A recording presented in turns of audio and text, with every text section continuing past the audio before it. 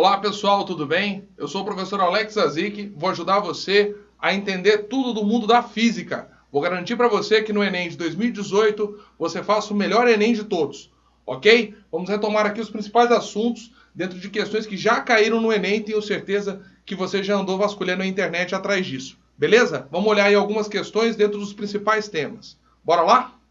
Primeira questão, olha lá, ele fala sobre o ônibus espacial Atlantis, que foi lançado ao espaço com 5 astronautas a bordo e uma câmera nova, que iria substituir uma outra danificada por um curto-circuito no telescópio Hubble. Depois de entrar em órbita a 560 km de altura, os astronautas se aproximaram do Hubble. 2 astronautas saíram da Atlantis e se dirigiram ao telescópio. Ao abrir a porta de acesso, um deles exclamou: "Esse telescópio tem a massa grande, mas o peso é pequeno." Beleza? Então olha só, pessoal, que legal. Essa questão está abordando um assunto envolvendo os conceitos das leis de Newton. É um assunto muito recorrente no Enem e é importante que você leia todas as alternativas antes de pensar numa resposta. Ok? Vamos lá? Sempre importante isso. Leia bem a questão e leia todas as alternativas. Então, pessoal, é sempre importante que nós leiamos as questões, certo? As alternativas compõem aí um raciocínio coerente para a resposta. Vamos lá? Vamos ler essas alternativas? Olha lá. Considerando o texto e as leis de Kepler, pode-se afirmar que a frase dita pelo astronauta A se justifica porque o tamanho do telescópio determina sua massa, enquanto seu pequeno peso decorre da falta de ação da aceleração da gravidade. Letra B se justifica ao verificar que a inércia do telescópio é grande, comparada a dele próprio, e que o peso do telescópio é próprio porque a atração gravitacional criada por sua massa era pequena. Letra C não se justifica porque a avaliação da massa e do peso de objetos em órbita tem por base as leis de Kepler, que não se aplicam a satélites artificiais. Letra D não se justifica porque a força-peso é a força exercida pela gravidade terrestre, neste caso, sobre o telescópio, e é a responsável por manter o próprio telescópio em órbita. Letra E não se justifica, pois a ação da força-peso implica a ação de uma força de reação contrária, que não existe naquele ambiente. A massa do telescópio poderia ser avaliada simplesmente pelo seu volume. Então olha lá, pessoal, olha que interessante o que a gente vai dizer aqui, ó. Todo movimento circular, ele é marcado pela existência de uma força centrípeta. Vou cortar aqui para você lembrar comigo o que é a força centrípeta. Vamos lá? Olha lá. Força centrípeta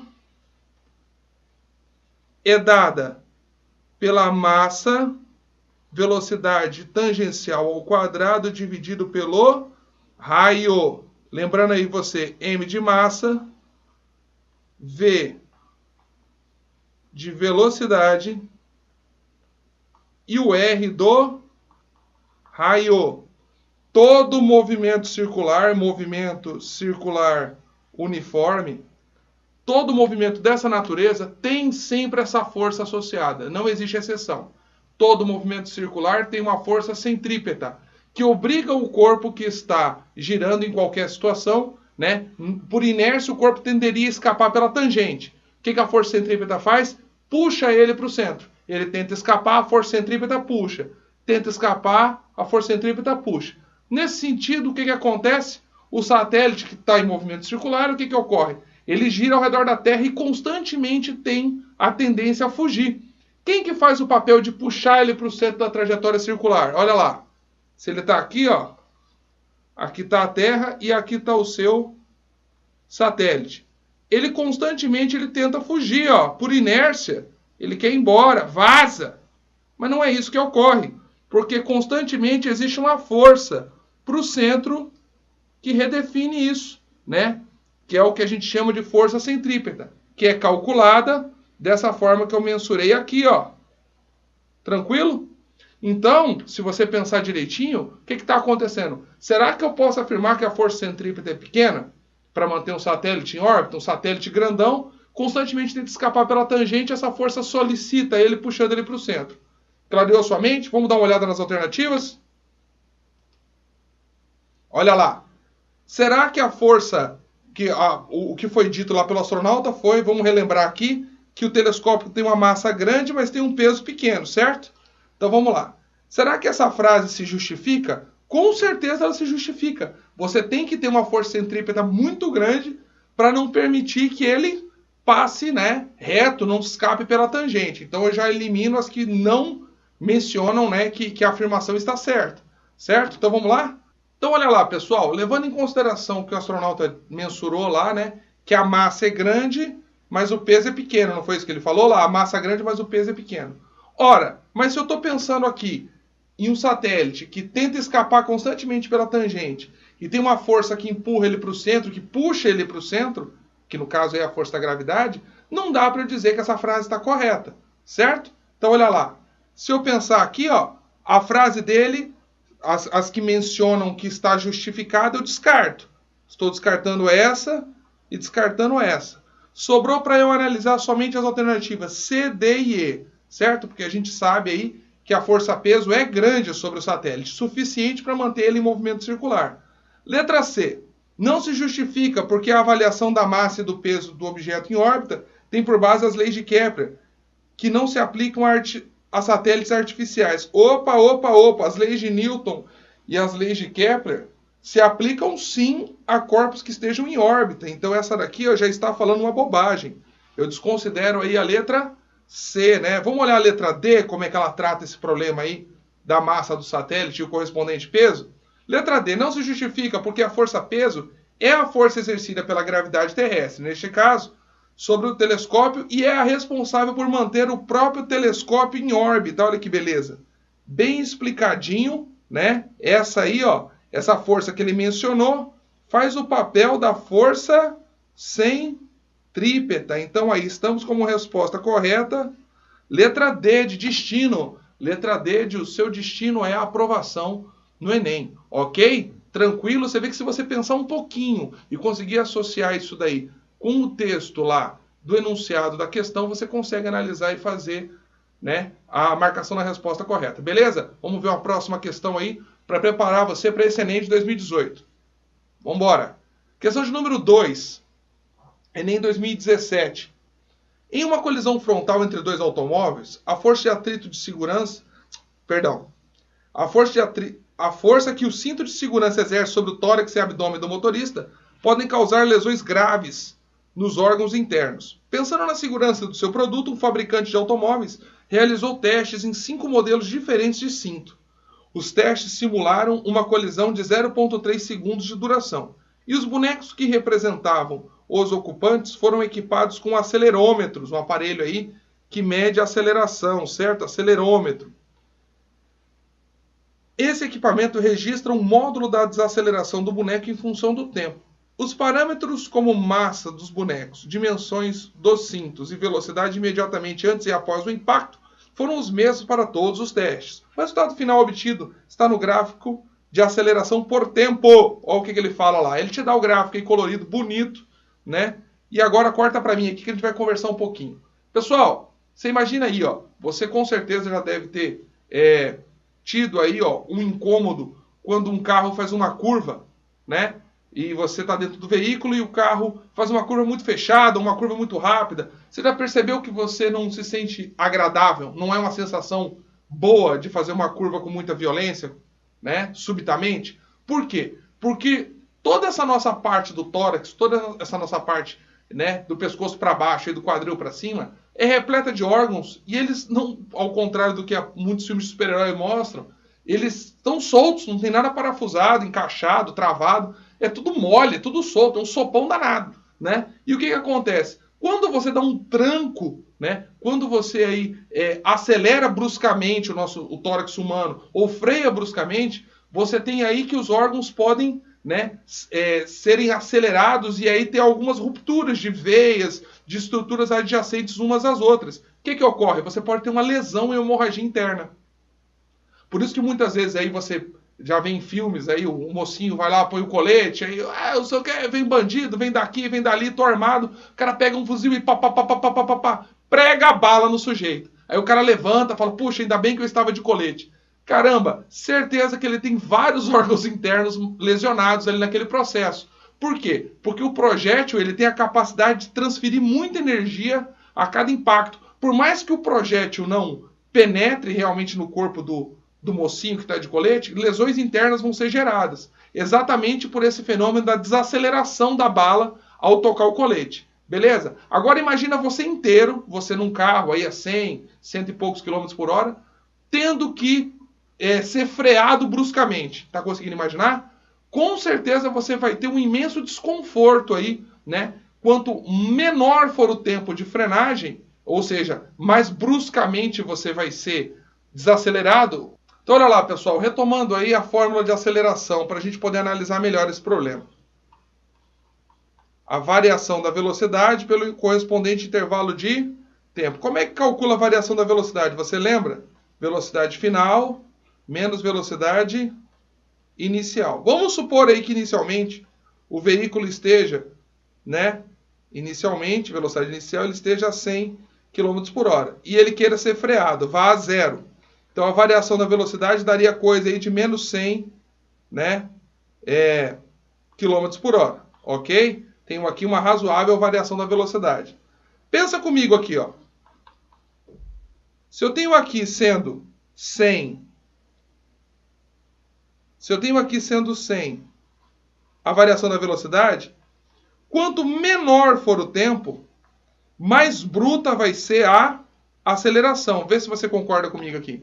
Em intervalos de tempos menores, você vai ter aí para variar esses menos 100, né? Esses menos 100 km por hora, esqueci do sinal negativo ali, né? Quanto menor for o tempo, maior vai ser a aceleração.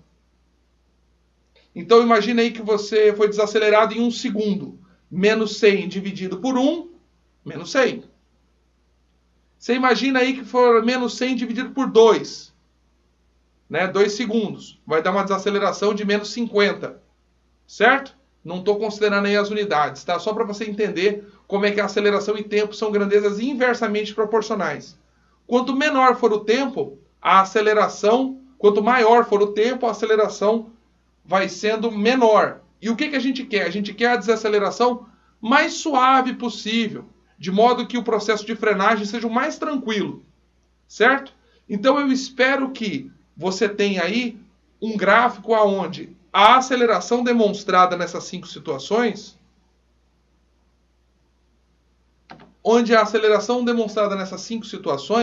seja a mais suave de todas. Não tem um pico e uma queda brusca. Certo? Faz sentido? Por quê? Quanto menor for o intervalo de tempo, maior é a aceleração. E quanto maior a aceleração, maior a chance de lesão dos órgãos internos. Vamos procurar nesses 5 gráficos aqui, ó, vendo que todos eles estão trabalhando no mesmo intervalo de tempo. Qual deles vai ter uma aceleração menor? Dá uma olhada nesse primeiro aqui, o gráfico 1, que é esse cara aqui, ó, ele está indo aqui, ó, próximo de 150 metros por segundo ao quadrado. É um valor bem alto, né? Se você observar esse outro aqui, ó, esse outro laranja aqui, esse terceiro aqui, ó, ele chega a quase 200. Esse outro pontilhado aqui, o cinto de número 5, está indo aqui próximo de 160, até passando um pouco. O azulzinho vai próximo de 80 metros por segundo ao quadrado de desaceleração aí. Se você notar e entendeu bem isso que eu estou falando, que a aceleração, quando ela é grande, é porque o tempo é pequeno, e o inverso é verdade, quando a aceleração é pequena, é porque o tempo é grande, e o que eu quero é uma condição da menor aceleração possível. Eu quero ter uma condição onde os órgãos internos não sofram lesão, né? Então me resta aí, ó, somente analisar o cinto de número 2, que fala lá, ó, que ele vai aqui no máximo próximo, né, de 80, até menos de 80 aí, ó, valor de 60, né? 60 metros por segundo ao quadrado. E note, a curva é bem grande, bem esparramada, né? Então você teve aí um intervalo de tempo bem considerável para alcançar aí a menor aceleração possível aí, que foi a demonstrada no cinto de número 2. Voltando lá, eu tenho um tempo grande e o meu pico de aceleração não é o maior de todos, é o menor. Então, sem dúvida nenhuma, resposta correta, letra B, de bem aprovado nesse Enem, que eu tenho certeza que você vai ter sucesso e vai conseguir aí alcançar o seu curso tão almejado. Vamos fazer mais um exercício para aprimorar? Bora! Próximo exercício, exercício de número 3. Falo lá, também abordando aí as leis de Newton, pessoal. A Bíblia da física do ensino médio ou são as 3 leis de Newton. Isso você tem que saber de cor salteado, de frente para trás. Em um dia sem vento, ao saltar de um avião, um paraquedista cai verticalmente até atingir a velocidade limite. No instante em que o paraquedas é aberto, no instante TA, ocorre a diminuição da sua velocidade de queda. Algum tempo após a abertura do paraquedas, ele passa a ter velocidade de queda constante. Beleza, anota isso aí, sublinha para você não esquecer. Que possibilita sua aterrissagem em segurança. Que gráfico representa a força resultante? O gráfico pergunta sobre a força resultante sobre esse paraquedista durante o movimento de queda. Pessoal, então vamos lá, vamos conversar um pouquinho aqui a respeito dessa história da velocidade limite, né? Ele mencionou ali. Se você pegar e notar no dia a dia, as gotas de chuva, né, elas não nos atingem com a força com a velocidade que deveriam, uma vez que a proporção que algo sólido ou líquido se move no ar, se move no meio fluídico, ela perturba esse meio fluídico. E o que ocorre? Cria-se uma zona de baixa pressão. E essa zona de baixa pressão, ela acaba solicitando, né? Você imagina que aqui tem a nuvem, ó, e aqui tem as gotinhas. Ela vai criando, quanto mais rápido ela anda, ela vai criando uma zona de baixa pressão que acaba, em algum momento, estabilizando a velocidade dela. Imaginam que essa gota está aqui, ó, tá? Tem o peso aqui, ó. E essa zona de baixa pressão gera um atrito tão grande que você tem um equilíbrio, você tem um quadro de velocidade constante, né? Você tem que essa zona de baixa pressão que se forma, né, atrás da gota, acaba, oriunda do atrito dela com o ar, acaba puxando a gota para cima. E chega num ponto onde ela anula o peso. E ele cai com movimento, com velocidade constante. Essa condição aí, ó, dessa interação do corpo que cai com o ar, né, e vai levar um tempo, né, que essa força vai aumentando, aumentando, aumentando, chega a cancelar o peso e coloca ele numa condição que a gente chama de velocidade limite. Beleza? Então aqui, ó, eu posso contar que se ele atingiu a velocidade limite, a velocidade dele está constante. A aceleração vale 0. Se eu lembrar aqui da segunda lei de Newton, força resultante é massa vezes aceleração. Pensa comigo aqui, padrinho. Se eu tenho uma aceleração que vale 0, pela segunda lei de Newton, o que vai ocorrer? Vai ocorrer que se isso aqui vale 0, a força resultante fica obrigada também, através do produto direto aqui, ó, massa vezes aceleração, a força resultante também vale 0. Então, olha só que exercício interessante. Ele está perguntando para você, ele vai mencionar já já os gráficos, né? Qual deles eu tenho que trabalhar com a mensura de 2 vezes a força resultante sendo 0? Porque num primeiro momento, o paraquedista cai, né? No caso, eu usei a gota, mas pode ser qualquer corpo que for abandonado em queda livre. O que acontece? Ele cai, né? E vai tendo essa força que puxa ele para cima até ele atingir essa velocidade limite, força resultante, 0. Aí o que acontece? O texto conta que no instante em que o paraquedas é aberto, TA, ocorre a diminuição da sua velocidade de queda. Olha lá. E aí depois ele, né, ocorre a diminuição da sua velocidade de queda e algum tempo após a abertura do paraquedas ele tem uma velocidade de queda constante. Olha aí, ocorre depois da abertura do paraquedas, ele tem um solavanco no sentido oposto, de modo a diminuir, tirar ela dessa condição de velocidade limite e fazer com que ele atinja uma outra velocidade. Ele recebe um tranco contrário, de modo que a velocidade dele diminui e estabiliza de novo. Olha lá, no texto ele fala, ó, e ter velocidade de queda constante. Então, seja lá qual gráfico ele for me mostrar, eu vou ter que achar 2 locais onde a força resultante é 0. Percebeu? Quando ele estava em queda, atingiu a velocidade limite, certo? Que não é a velocidade com que ele quer chegar até o solo, porque ele não quer virar sopa, né? E aí ele puxa o paraquedas abre, dá um tranco para ele, para cima, faz com que a velocidade dele caia bruscamente, e aí daquele ponto em diante ele passa a descer com velocidade constante, que é uma velocidade muito menor, desejável para que ele chegue até o solo vivo, né? Então vamos lá, vamos olhar os gráficos, já que você entendeu bem essa explicação. Dá uma olhada aí. Tem esse gráfico aqui, ó. O que você está vendo aí na letra A? Você está vendo um cara aí, ó, que ele tinha uma força resultante que veio decaindo, chegou até zero, e de zero essa força resultante adquiriu um valor negativo. Ó, aqui ela estava positiva, aqui ela ficou... Aqui ela estava positiva e aqui ela ficou negativa. Mas eu não estou tendo dois momentos aqui de força resultante zero, certo? Não estou tendo esses dois momentos de força resultante zero. Vamos dar uma olhada no próximo gráfico? Olha lá. Aqui você tinha ele em queda livre, de acordo com a explicação que eu dei. A força resultante foi diminuindo a proporção que foi aumentando aí a força de atrito, né, a força de arraste, que puxava o paraquedista para cima. Chegou no momento onde ela chegou a zero, beleza? Isso é a condição de velocidade limite. Olha que legal. Aí o que eu falei? Que ele, nessa condição ele não quer pousar com ela. Ele usa o paraquedas para dar um tranco e desacelerar ele, né? De modo que é mostrado aqui, ó. Vem uma força contrária e faz o quê? Faz gradualmente com que a velocidade dele diminua. E aí, ó, de novo aqui, ó, a força resultante vai a zero outra vez.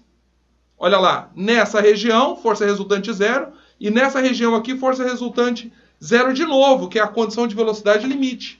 Então, se você observar, nenhum outro gráfico mostra isso. Tá vendo como é que através de uma interpretação do texto associado com as leis de Newton, você já aniquila as outras? Dá uma olhada, ó. Letra C, ó. Onde é que você está vendo aqui duas forças, dois momentos de força resultante zero? Não tem, ó. Cresce, decresce, né? Partiu do zero aqui, ó. Tá absurdo isso aqui, né? Você não tem forças de sentidos opostos aqui, ó. Aqui você só tem força resultante positiva, tá errado. Esse outro aqui, ó, tem um momento só de força resultante zero e, ó, perdura para sempre, tá errado, né? E esse outro aqui, o único momento de força resultante zero é bem aqui no começo, e ele vai e estabiliza, ó, o que é a garantir para ele um movimento retilíneo uniformemente variado. Se ele mantivesse aqui essa força resultante, ele ia ter uma aceleração, né, que ia atuar nele até o momento da queda. Então ele nunca teria aí um movimento uniforme. Você não pensa nesse gráfico com velocidade constante. Então olha o que sobrou para mim. Dentro da explicação que nós demos, só pode ser a letra B, de bola, B de bom. Beleza? Tenho certeza que você está se empenhando, né, assistindo às nossas aulas. Vamos fazer mais alguns exercícios para preparar você para o melhor Enem da sua vida. Beleza? Um abraço.